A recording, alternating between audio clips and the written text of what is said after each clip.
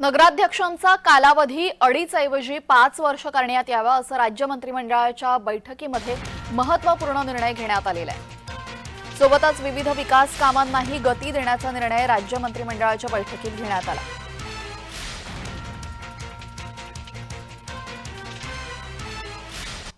दरम्यान मंत्रिमंडळ बैठकीमध्ये झालेले महत्त्वाचे निर्णय पाहूयात। नगराध्यक्षांचा कालावधी 2.5 ऐवजी 5 वर्ष।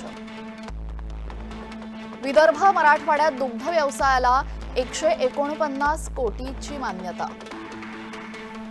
मराठवाड्यातील खालसा वर्ग 2च्या इनाम आणि देवस्थानांच्या जमिनी वर्ग करणार।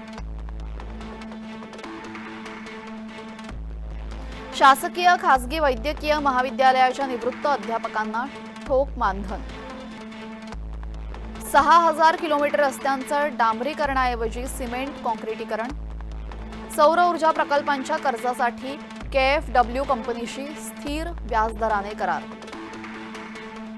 यंत्रमागांना अतिरिक्त वीज दर सवलतीसाठी नोंदणीची अट मार्च 2025 पर्यंत शिथिल।